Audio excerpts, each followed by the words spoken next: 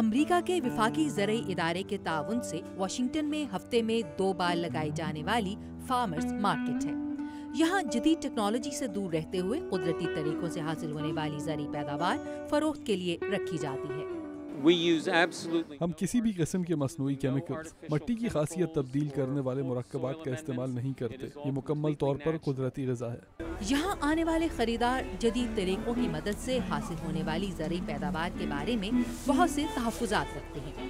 ان کی رائے میں جدید سائنسی طریقوں نے خوراک کو فائدے سے زیادہ نقصان پہنچایا ہے۔ میرے تحفظات کی بڑی وجہ جانوروں کو دی جانے والی خوراک یا کیڑوں کو دور رکھنے اور بیماریوں سے بچانے کے لیے سبزیوں اور پھلوں پر استعمال کیے جانے والے کیمیکلز ہیں۔ میرے خیال میں ٹیکنالوجی نے خوراک کی مقدار کو بہتر بنانے میں زیادہ اچھا کردار ادا کیا ہے، کیونکہ اس کی مدد سے ہم بڑے پیمانے پر خوراک پیدا کر سکتے ہیں۔ تاہم جدید ٹیکنالوجی کے استعمال سے غذا کی کوالٹی کم ہوئی ہے۔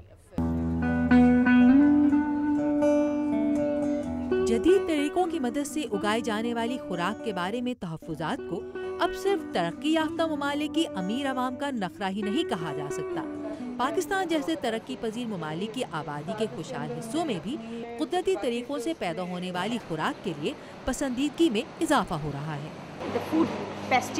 کیڑے مار ادویات کا استعمال اور غیر نامیاتی خوراک صحت کے لیے بہت خطرناک ہے، اسی لیے میں اس دکان پر ان چیزوں کی خریداری کے لیے آئی ہوں جو بالکل قدرتی طریقے سے اگائی گئی ہیں۔ یہ اجناس اپنی محدود پیداواری صلاحیت کے باعث کئی گنا مہنگی اور دنیا کی غریب اور متوسط آبادی کی اکثریت کی پہنچ سے باہر ہیں۔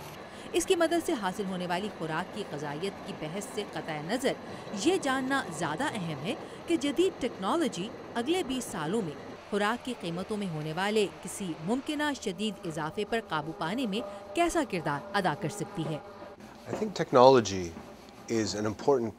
میرے خیال میں جدید ٹیکنالوجی غذائی پیداوار کو بڑھا کر خوراک کی قیمتیں کم رکھنے کے مسئلے کا واحد حل تو نہیں، لیکن ایک انتہائی اہم حصہ ضرور ہے۔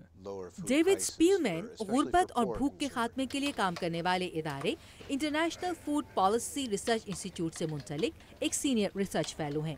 اپنی ابتدائی زندگی پاکستان میں گزارنے اور وہاں کے زرعی شعبے کے ساتھ مل کر کام کرنے کے باعث پاکستانی زراعت کو درپیش چیلنجز ڈیوڈ سپیلمین کا پسندیدہ موضوع ہیں۔ ان کی رائے میں مستقبل میں قیمتوں میں اضافے کے باعث کسی غذائی بحران سے بچنے کے لیے مزید جدید زرعی ٹیکنالوجی کو متعارف کروانے کے ساتھ ترقی یافتہ ممالک اور بڑے کسانوں کو دستیاب ٹیکنالوجی کی چھوٹی کسانوں تک پہنچ اہم کردار ادا کر سکتی ہے۔ پاکستان میں سبز انقلاب کے زمانے میں ٹیکنالوجی نے زرعی شعبے کو اس لیے فائدہ پہنچایا کیونکہ یہ بڑے کسانوں کے ساتھ ساتھ چھوٹے کسانوں کے لیے بھی فائدہ مند رہی۔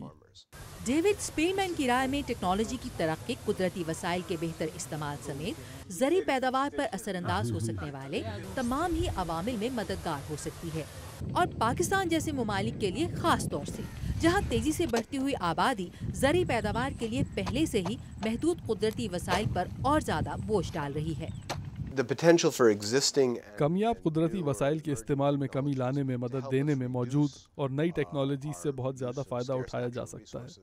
تاہم ان کی رائے میں اکثر جدید ٹیکنالوجیز کی دستیابی سے زیادہ حکومتوں کی وہ پالیسیز اچھی زرعی پیداوار اور اس کی قیمتوں کو قابو میں رکھنے میں اہم کردار ادا کرتی ہیں جو ان کے استعمال میں مدد دیتی ہیں۔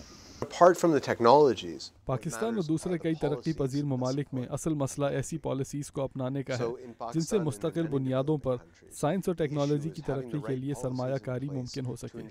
جبکہ ادھر واشنگٹن ڈی سی کی اس فارمرز مارکیٹ سے باقاعدگی سے خریداری کرنے والے کچھ امریکیوں کی رائے میں مستقبل میں خوراک کے کسی بحران سے بچنے کا ایک طریقہ خوشحال ممالک کے عوام کی جانب سے خوراک کے زیاں کو روکنا ہے۔